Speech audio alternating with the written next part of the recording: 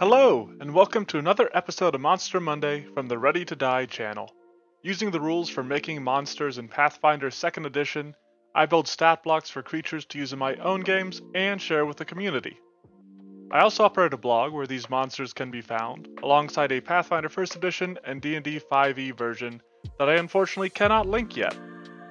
In this video, I will go into the design process for the latest creature I have put together.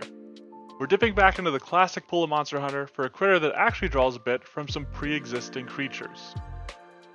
Today, we are discussing the big but barely bad bear of Monster Hunter, the so-called Bloodlust Incarnate, the Arzuros. There are already several bears within Pathfinder Second Edition, ranging from levels 2 to 6, but they are notably missing a level 4 bear. This works out perfectly because I've developed a long tradition of building early level creatures from Monster Hunter at level 4, and I can slot the Arzuros in there alongside his brother bears. With our starting point established, I built him as a large animal, similar to other of his kinds, before looking towards the numbers. As a dopey creature, demonstrated by its habit of simply sitting and eating honey instead of defending itself, I went with a low perception score. It does still possess low light vision and an imprecise scent, common senses among bears. It uses a high athletics bonus to secure its grapples and an intimidation bonus between moderate and high. However, when taking into account its penalty from not sharing a language with creatures, it actually only has a low bonus. I still felt like it was worth keeping around, along with its survival skill to track prey. As a bear, the Arzuros uses a high strength, but I ended up choosing Constitution for its highest ability score, as the Arzuros is a durable beast, represented by its ability to withstand stings from insects whose hives it raids. Other than that, it uses low if not outright abysmal ability scores. The Arzuros uses only a moderate armor class but has a high hit point value. This is meant to account for its weakness to a common elemental damage type, fire. The weakness to fire is, in turn, based off of the actual weakness that the Arzuros has in Monster Hunter.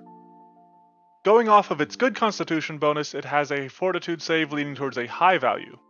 However, it breaks a trend set by the last two monsters I've exhibited, with the Arzuros using a reflex save towards a moderate bonus, whereas its will save is the lowest bonus of the three. For the two attacks that the Arzuros has, I used an attack bonus between moderate and high. As is tradition, its claw damage is the weaker of the two, with a low average damage, but is compensated slightly with the sweep trait. This trait is an attack enhancer, providing a bonus to its attack rolls when striking at different targets. Given the movements of the Arzuros, this felt closer to how it uses its claws over using something like the Agile trait, which is slightly more effective as attack-enhancing traits go. It can also use its claws to grab people, allowing it to perform its pins. This keeps the claws worth using despite its jaw strike having high damage for its level. The Arzuros has a pretty simple set of abilities, starting with Mauler. This static feature appears in the stat blocks of all bears, and for the Arzuros, cranks its damage up to extreme for its jaws and moderate for its claws while active.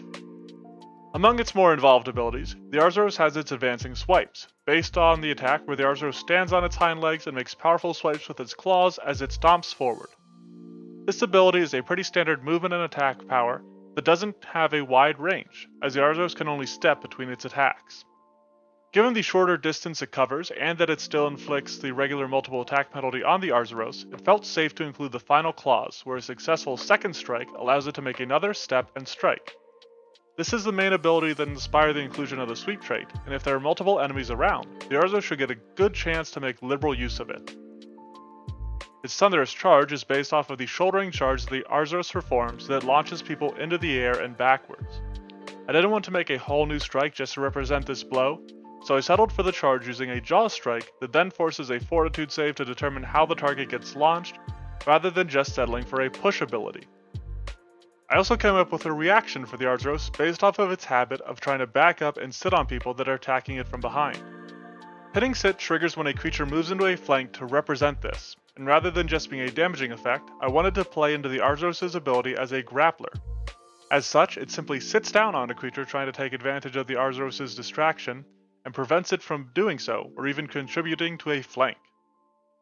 This ability is also one of the reasons that the Arzuros uses a moderate armor class, as it has the ability to prevent flanking, which is one of the easiest ways to lower a creature's AC in Pathfinder 2e. The final ability to discuss for the Arzuros is its Plunder, which is based off of the pin where it will steal honey from the creature it has grabbed. In replicating this ability and keeping it a practical feature for the monster to actually use, I designed it to steal any type of meal that the character has on them. When this happens in Monster Hunter, it provides a large window for hunters to wail on the Arzuros while it's eating, but I didn't want it to be that extreme. However, I still like the idea of it giving some chance for enemies to exploit, and so the action to eat the meal itself is an interact action, which will trigger attacks of opportunity. Finally, I've designed another piece of equipment based on the Arzuros in the form of the Grizzly Gauntlet. I considered basing it off of an actual weapon from Monster Hunter, but ever since I've hunted the Arzuros, I've wanted to be able to wield its big, meaty claws as a weapon. This functions similar to the Cinder Claw Gauntlet in its base form, with the versatile slashing trait, but the reaction it grants is based off of the defensive properties granted by the Arzuros armor in Monster Hunter Generations Ultimate. And that covers the Arzuros. This burly boarish bear is a nice early level challenge that locks down foes with grapples as it savages them and steals their food. It probably works best as an encounter in the wild that the heroes must chase off, but could possibly be held captive by bandits or in a gladiatorial ring that the heroes are thrown into. You can check out the Monster Monday blog or Twitter for the stat blocks, or hop onto the Discord to join in the monster making and general tabletop discussions. These posts also include a Pathfinder First Edition version of the monster, along with a D&D 5e conversion. Thanks for watching and have a monstrous Monday.